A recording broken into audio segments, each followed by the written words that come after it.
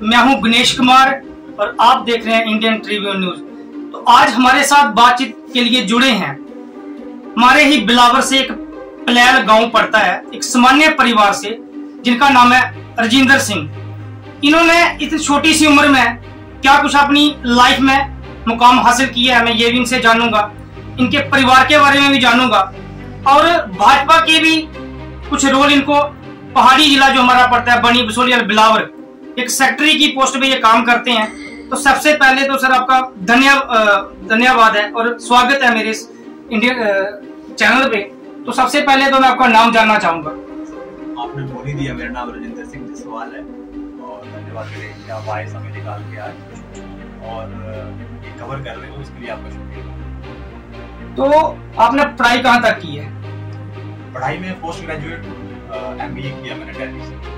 दिल्ली में बड़ा अच्छा कॉलेज है Indian institute of planning and management, तो वहाँ से मैंने MBA किया। फैमिली की सपोर्ट थी पढ़ाई के लिए? फैमिली ने पूरी सपोर्ट की है। पिताजी ने बहुत सारे पैसे खर्च किए थे MBA करने तक, क्योंकि सामान्य परिवार होता है तो आपको पता ही है कि कितने पैसे हम लोगों के पास होते हैं। पिताजी क्या कोई सर्विस करते थे?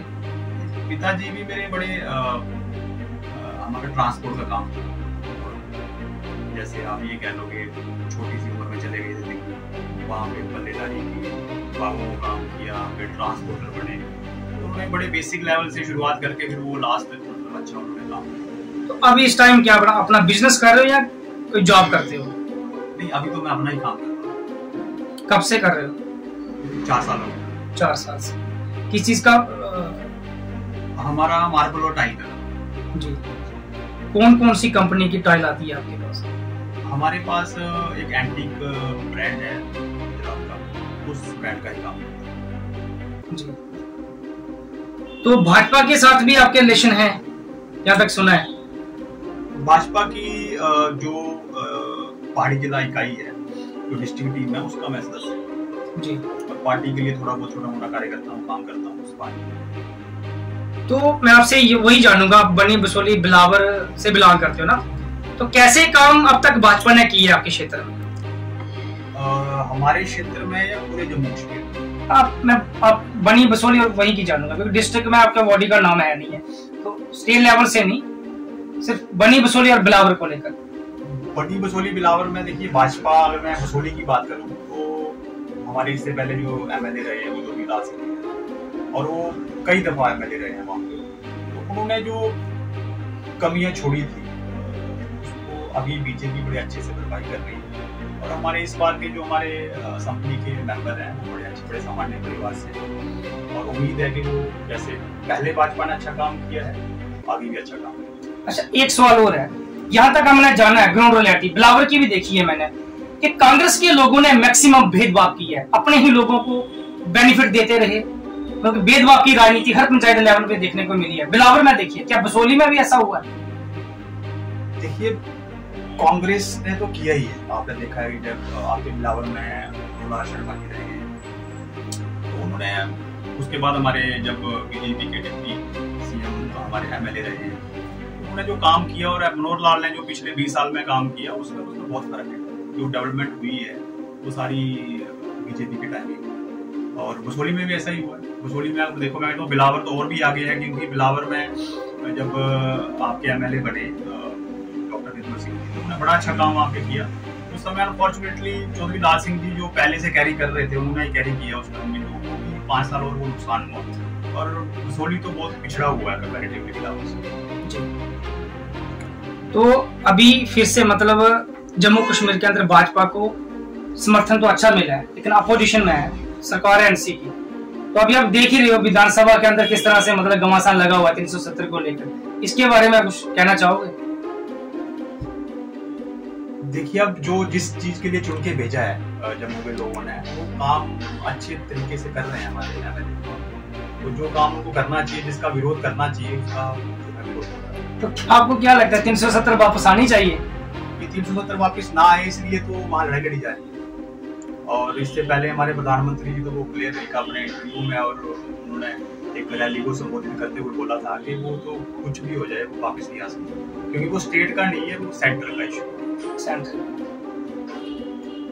तो अब क्या आपको लगता है कि भाजपा जो अहम भूमिका अभी तक निभा रही है, किस तरह के काम जम्मू के लिए करेगी?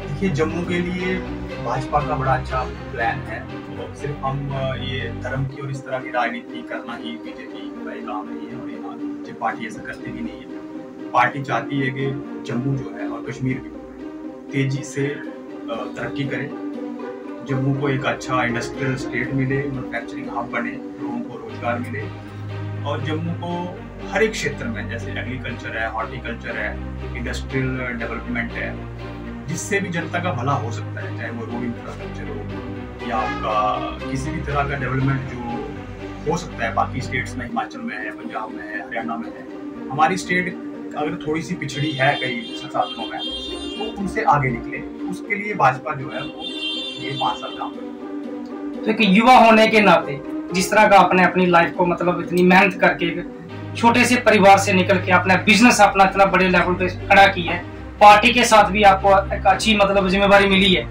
तो आज का युवा जो नशे में है, कहता है बेरोजगारी है, ऐसा नहीं है, जो इंटेलिजेंट है आज भी लोग निकल रहे हैं आगे, उनको क्या मैसेज देना चाहोगे जम्मू कश्मीर के युवाओं को?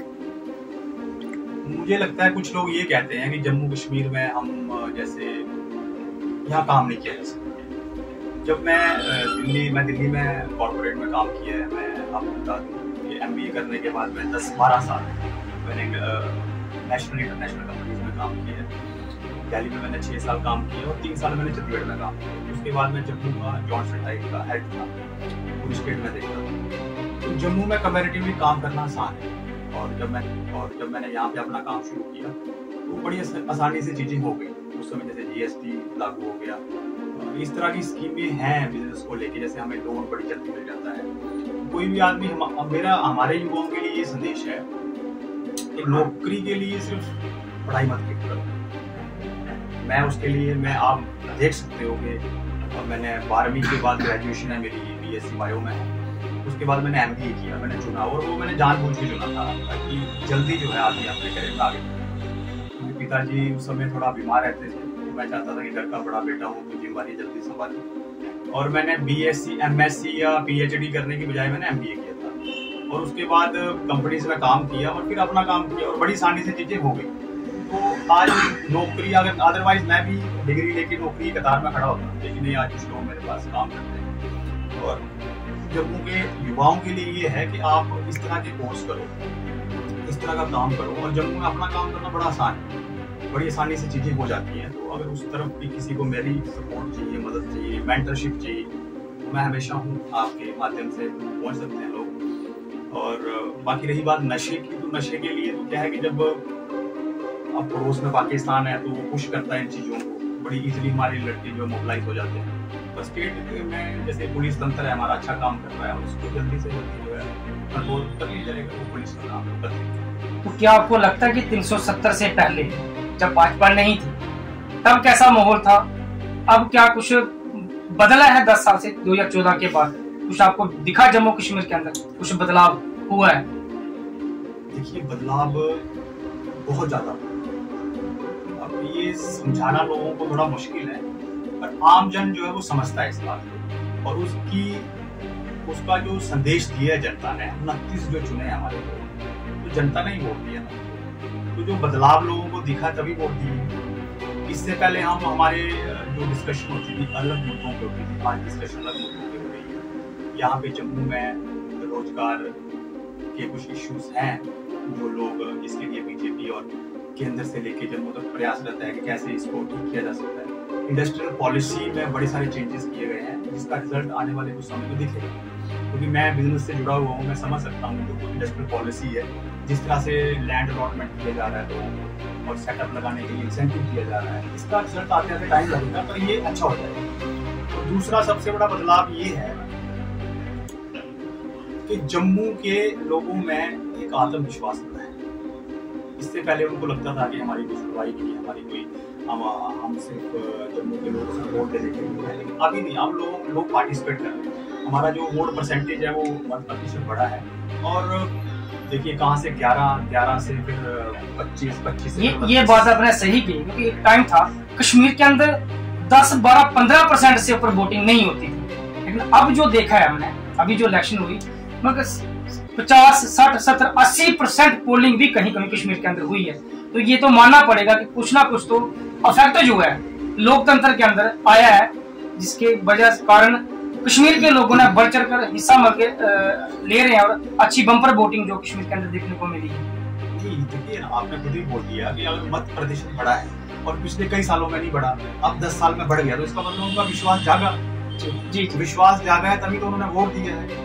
आज तो बड़ा अच्छा पॉजिटिव माहौल है, ठीक है वहाँ पे लड़ाई हो रही है, एक दूसरे के जो आइडियोलॉजी है उसको नहीं लोग फेवर कर रहे हैं, वो लड़ाई होना जरूरी भी है। अच्छा, आखिरी सवाल, क्योंकि आप, मुझे लगता है कि आप किसी आइडियोलॉजी को, किसी संत की आइडियोलॉजी को फॉलो करते हो, उसी के आधार पर प्रश्न पूछूंगा कि क्या ये जो लड़ाई है हिंदू मुसलमान सिख खासकर जम्मू कश्मीर के अंदर, ये तो एक बहुत गलत विचारधारा, ऐसा नहीं होना चाहिए क्योंकि देश सबका है। यदि इंसान साधु संत फकीरों की उस आइडियोलॉजी को फॉलो करे जो सबका संदेश है, चाहे गीता का, कुरान का है, यदि उस आधार पर चले, तो क्या आपको लगता है कि लड़ाई है किसी चीज को लेकर? ये तो मतलब बिना मतलब का व्यर्थ की ये झगड़ा है हिंदू और मुसलमान को लेकर, है तो हर कोई इंसान है। इसके बारे में कुछ कहना चाहोगे? देखिए मैं थोड़ा धार्मिक विचारों का आदमी हूँ, तभी मैंने सवाल किया और मैं बता देता हूँ कि मेरे कौन गुरु है। मेरे जो रामकृष्ण मिशन आश्रम के स्वामी विवेकानंद के गुरु रामकृष्ण, तो वो मेरे गुरु है, मैं उनकी मानता हूँ। अभी ये सवाल थोड़ा सा अलग है उससे, मैं इसका जवाब अपने शब्दों में देना चाहूँगा कि देखिए हिंदू मुसलमान का ये जो मसला है पूरा, और सिर्फ जम्मू कश्मीर में या हिंदुस्तान में नहीं है, ये पूरे वर्ल्ड में है। तो ये मसला है। अब जम्मू जो भारत है, भारत कहते हैं कि अब भारत की हिंदू राष्ट्र, इसमें किसी को संदेह थोड़ी ना होना चाहिए कि भारत जो है हिंदू का मतलब तो आप उसको धर्म से जोड़ देते हो ना। हिंदू मतलब जो सिंधु नदी से और कन्याकुमारी के बीच में जो लोग रहते हैं, चाहे वो हिंदू है, मुसलमान है, सिख है, ईसाई है, वो सारे हिंदू हैं। तो ये देश उनका है। तो जब ये एक विचारधारा है, लेकिन कुछ जो हार्ड लाइनर्स हैं, कुछ जैसे जो ताकतें मान लो पाकिस्तान में है या अफगानिस्तान में है, जो हार्ड लाइनर हैं, जो बड़े फंडामेंटलिस्ट हैं, वो ये नैरेटिव फैलाते हैं कि देखिए ये हिंदुस्तान में जो मुसलमान है ये अलग है, हिंदुस्तान का जो मुसलमान है ये यहाँ हिंदुस्तान का नहीं है। ये हिंदुस्तान का मुसलमान हिंदुस्तान से, हिंदुओं से ही तो कन्वर्ट हुआ है ना। अब आप पूर्वज पीछे जाके देखोगे तो इनकी कहीं ना कहीं हिंदू ही होंगे वो, तो ये हमारे ही भाई हैं जो मतलब बिछड़ गए या उनको कन्वर्ट कर दिया औरंगजेब ने, उन लोगों ने। तो ये हमसे अलग थोड़ी ना है। बस अब इनको कैसे हम दोबारा से उसी मेन धारा में और उसी सोच में ये लोग आ जाएं, उसके लिए सारी लड़ाई चल रही है। और मुझे लगता है हिंदुस्तान का मुसलमान भी उतना ही देश के प्रति वफादार है जितना हिंदू है, और थोड़ी बहुत जो गलतफहमी है ये ठीक हो जाएगी वक्त के साथ। और ये जो अभी माहौल जिस तरह का फंडामेंटलिस्ट बनाने की कोशिश करते हैं, ये ज्यादा कारागार नहीं होगा हिंदुस्तान में। तो ये थे राजिंदर सिंह जसवाल जी, जिन्होंने बहुत ही अच्छी बेखूबी से हर सवाल का जवाब दिया है और जो मैसेज दिया है यूथ को कि नशे की तरफ ना जाते हुए अपना कोई ना कोई फील्ड चुनिए, विजन चुनिए। बहुत से ऑप्शन है रोजगार के, जरूरी है कि सरकारी नौकरी करके इंसान अपनी जिंदगी पाल सकता है। तो बने रहिए इंडियन ट्रिब्यून न्यूज के साथ। मैं हूं गणेश कुमार।